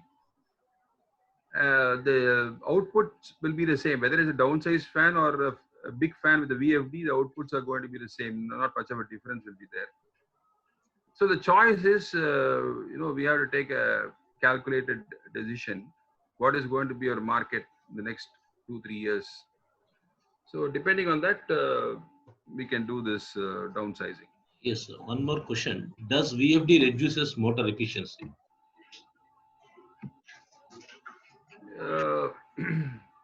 This is an interesting question, but see, the motor efficiency itself is a function of load. So load versus efficiency, if you see for an electric motor, 50% to 100% of load, the efficiency almost remains constant. So speed may not have much significance, but load does. If the motor is loaded less than 50%, then the efficiency of the motor drops. Motor which is at 90% may drop down to maybe 86% or 85% if it is underloaded, overly loaded. But with the VFD, when you're going to reduce the speed of the motor, it may not result in a very significant reduction in efficiency. Though higher speed motors have better efficiencies, but in this case, we are going in not that drastic reductions in speed, which will dramatically bring down the motor efficiency. So one more question. In short blasting example, Mm. in a 10-minute cycle, how we are proposing to switch on and off of the blower? Is it manual or automatical? And that will Yeah. arrangement will incur charges. That's a good question, because that point we missed out. How the blower knows that I have to switch off? Means this impellers in the short blasting, the impeller motors in the short blasting machine, they need to be interlocked with the blower, which is there, or that 132 kilowatt blower, and this impeller motor of the short blasting machine need to be interlocked. So once this starts, impeller starts, immediately the fan starts. A simple interlock that can be provided. So one more question. Respected sir, many thanks for the valuable webinar. Yeah. My question is, in some process industries, exhaust fans have been replaced with turbo ventilators. Yeah. Are turbo ventilators as effective as exhaust fans? And how are the applications you feel that there can be a no cost or low cost measure? See, the turbo ventilator itself, basically what happens, we want to ventilate an environment, the factory environment. A lot of heat is generated within the factory. This is one thing which, again, not much of attention is given to this part of the operations. The worker environment comfort. So much of energy is consumed. If you look at it on a macro level, in a factory, we are consuming, let's say, 2000 kilowatt is the load of the factory, and continuously 2000 kilowatt hours of energy is being used. Raw material is entering the factory at 30 degrees. The product is leaving the factory at 30 degrees. So what has happened to all this energy? So everything has been converting to heat. So all this 2000 kilowatt is basically a 2000 kilowatt heater working within your factory. Of course, majority of the heat is removed by the cooling water and it is dissipated through the cooling tower. Otherwise, there is a lot of heat dissipation within the plant itself. Now, when it's a simple physics that we need to look into, when the air gets heated, there is a natural tendency for the air to rise. And at the rooftop, if there is an opening, by itself it will go out. And it will create a negative pressure inside, like a chimney effect. So hot air goes up, creates a negative pressure. The outside air comes inside and adds to the ventilation. So this is a concept, north roof lightings with all those ventilators of that concept. But now you imagine without the turbo ventilator, you have provided one duct with a canopy. You don't want the rainwater to come inside, so you have provided a canopy and then a simple duct. Now what will happen? So the hot air will go, reach the roof, go out through the duct and easily dissipate into the atmosphere. Now we are providing a turbo ventilator. A turbo ventilator is like a damper. So the air goes up. Of course, you will find the turbo ventilator rotating. It rotates, but it is more acting like a turbine. Whether there is a suction or not, we are not sure. It does not really, I mean, many of the cases where we have seen, in addition to these turbo ventilators, you need to provide exhaust fans. And one more mistake, what people do is they use these man cooler fans. Already the environment is hot, and when you heat up when you put these man cooler fans, it is only going to add to the convective heat transfer. So the entire environment becomes hotter. So I think that the turbo ventilator, before turbo ventilator, you need to assess what is happening inside the fan. Is it adequate, the temperature or the fumes, what is generated. And if it is hot and warm fumes, it will automatically rise to the top. So you only need to provide openings at the top with a canopy hood. And this is a conventional thing. We have been having chimneys even in our kitchens. Earlier days, conventionally, we used to have this.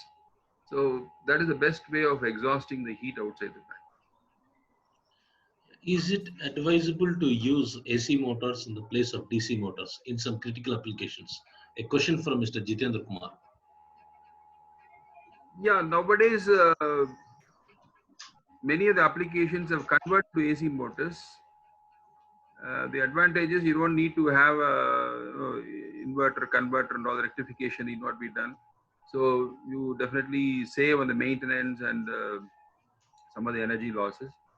So wherever possible, people are of course getting into this AC. Even the electric traction is now with VFD and AC motors in many of the cases. So definitely compared to the, it has its own advantages, AC with VFDs.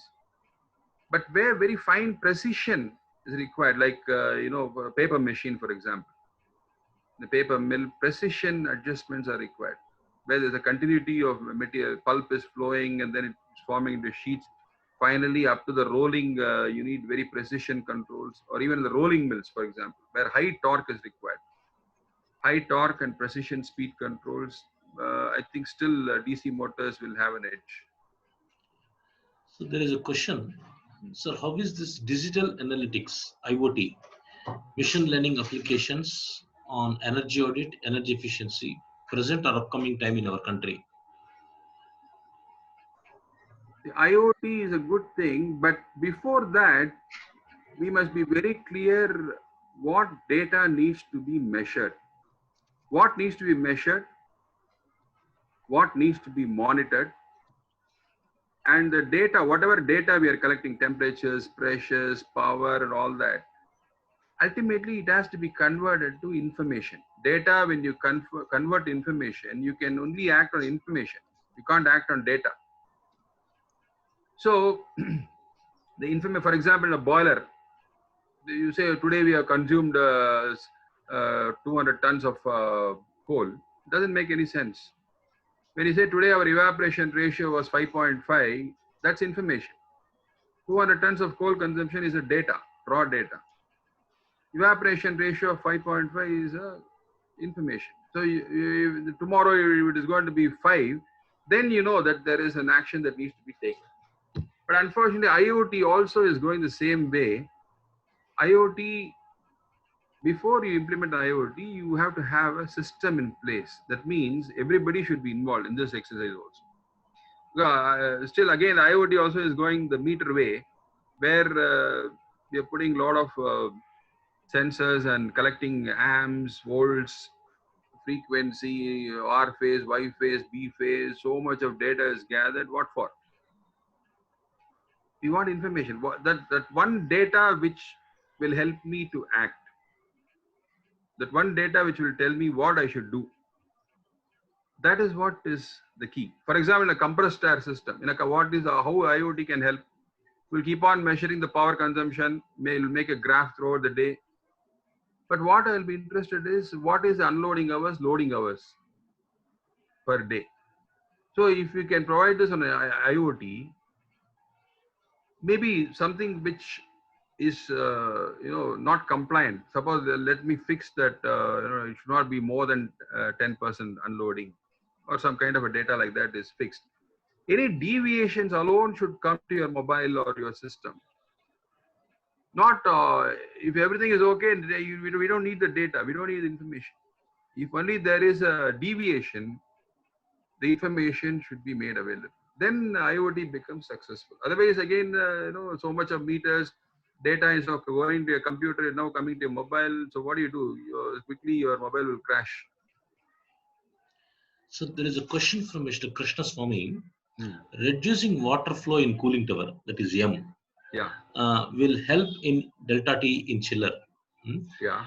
Will it not affect the condenser entering water temperature by reducing the flow of water in cooling tower?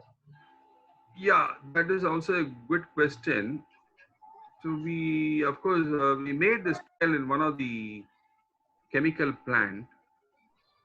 It was a pump which is pumping to the condenser and then to the cooling tower. The delta T was only about 2 degrees. Now what we did was we throttled the valve. There's no very VFD at that time. So we throttle the valve, reduce the flow rate. And what happens because of this?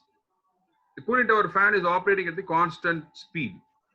So the airflow is constant. What about the water flow? When you throttle, the water flow rate has come down. So which is what we say in our BE books also, we have mentioned L by G ratio, liquid to gas ratio. So airflow is the same, water flow has reduced, which means the evaporation is going to be better. So in the actual trial, what we had conducted in one of the plants in Kadalur, the hot water temperature was 31 degrees and cold water temperature was 29 degrees. After throttling and reducing the water flow, the cold water temperature became 27 and hot water was 32. So in cases like this, it can actually improve if you send cold water to the condenser, what will happen? 27-degree water entering the condenser as against 29-degree water entering the condenser. The compressor power did drop. So you have to make a trial, and it's not that reducing or increasing the range by reducing the flow rate need not necessarily mean higher cold water temperatures. On the contrary, it will reduce the cold water temperature.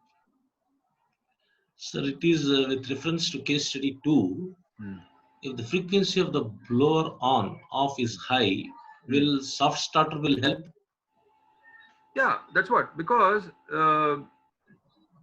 why we are limiting the number of starts is because of the starting current. The starting current for the motor is 6-7 times with a DOL starter. But in this case, they already have a soft starter because the fan is a high torque equipment. Smooth starting is required. So they already have a soft starter. And with a soft start, the starting current will not exceed 2 times.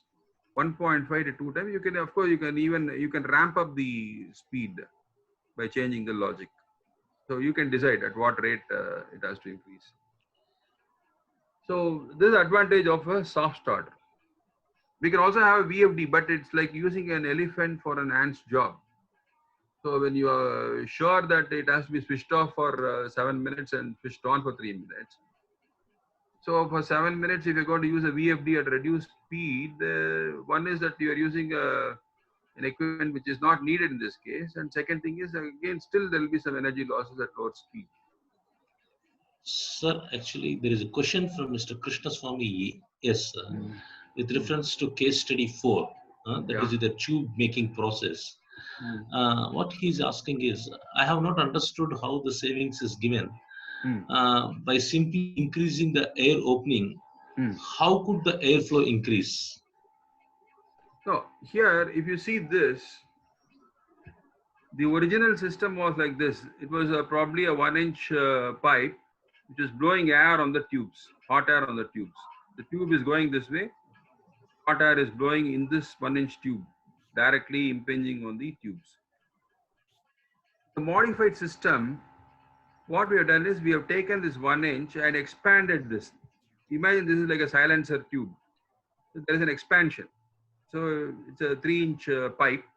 So this 1-inch pipe is connected to a 3-inch pipe, and then there is a airflow all around the right over a length here, 2 feet, and more contact time with the air. So it is a humidity which is actually eliminating the moisture. Instead of physical impact, it is the psychrometric property of air which is in action in this case. So there is a question from Mr. Prince Singh.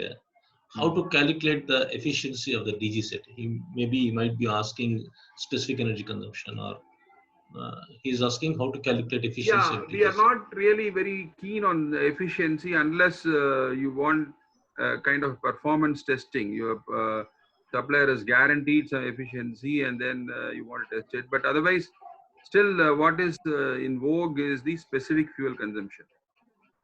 So, how much fuel is consumed per kWh, or in other words, how many units you get per liter of diesel. So, this is a performance parameter universally adopted. So nobody ventures into measuring the efficiency of the DG set. So there is a question from Mr. Mahendra Singh, the same what Mr. Krishna Swami has asked.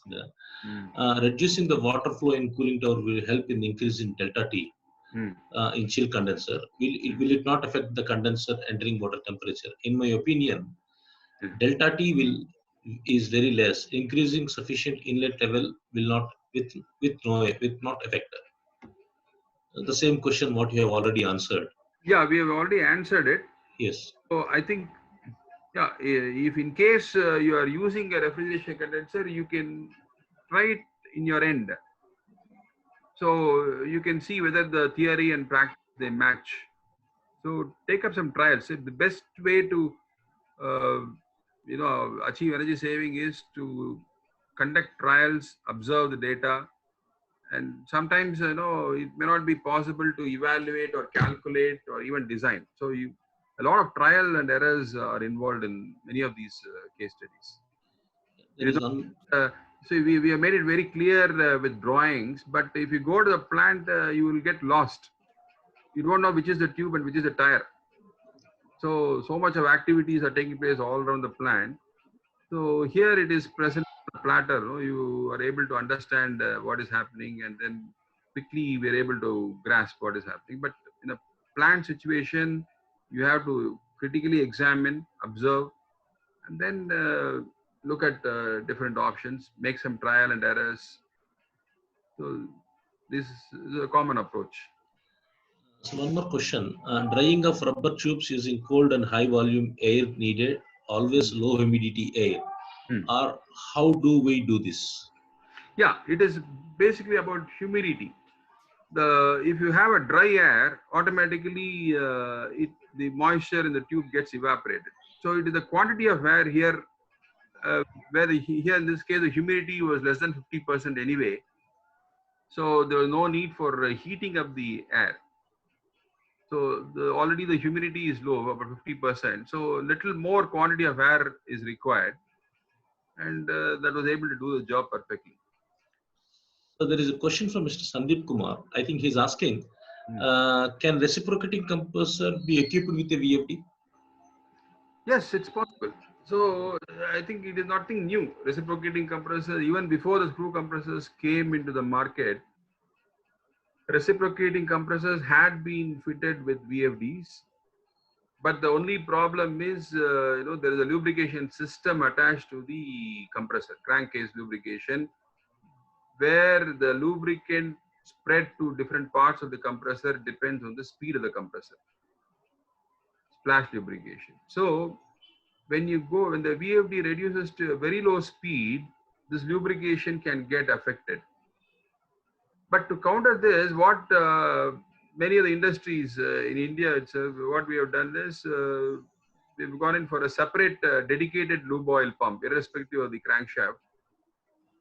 So there is a separate pump which is continuously operating for lubrication, a small, maybe about fractional horsepower pump. In such a case, you can come down to even 15 hertz or 20 hertz also. It won't really affect. So this is the last question for the exhaustive question and answer session. The time of question and answer is more than the PPT. So this is Mr. Suresh Babu from Trivandrum. What about the renewable energy demand in India? Recently asked the Fortune 500 company about this, and their reply was that the oil and gas demand will exponentially increase, and with the renewable energy sources, demand will only peak around 2050. Is it true? Yeah, we are not able to really understand the dynamics of the oil market, but renewable energy, whatever said and done, there are still limitations. So I think we still require some years for it to take off. But I think as you go by the last 2-3 decades, other than solar PV, in the thermal side, there is not much of interest that has been shown. So, which means that there are limitations. So, I think perhaps it may be true, but I'm not the competent expert to comment on it. But I think still it's a long way ahead for the renewables. So that's all for all the elaborative question and answer session. Okay. No questions, and still some participants are still listening to your lecture. Oh, thank you very much. So thank you very much, sir, for a detailed question and answer session. Oh, thank you very much to NPC, and also thank you very much to all the participants, because afternoon 3 o'clock is, and especially in these days when everybody is at home, it's a wonderful time to have a nap. And you have sacrificed the nap, and then you have attended this program. Thank you very much, and we were able to share a lot of information. So we'll meet sometime. Thank you very much. Sir, Director AIP, Mr. Srinivasulu is there now. I will hand over to Shri Srinivasulu ji. Yeah. Yes. Thank you, sir. Thank you. Thank you for taking out the time. So you have once again proved that we can count on you despite being out of NPC. And it is not a nap time. So many participants have come in, they have seen value. They think there is value in it. As much as the session went on, so is the question and answer session. Yeah. So unless you have reached the what do we say, excitement of all these participants, so many questions would not have come. It is really very kind of you, and I request your continued support for NPC's initiative. Thank you, sir. Sure. Yeah, thank you, Srinivasulu.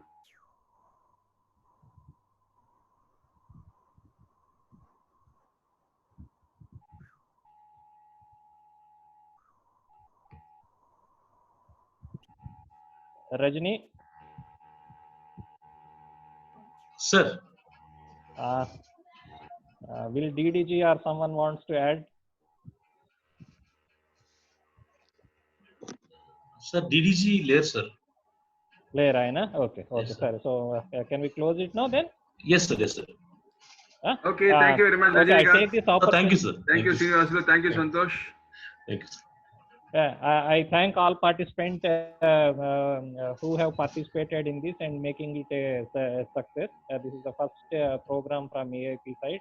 I hope you all can see the value that NPC can provide to each one of you. And we will strive to do as best as possible so that your time is, you can see the value of your time by participating in our webinar. Thank you all. Thank you. Thank you.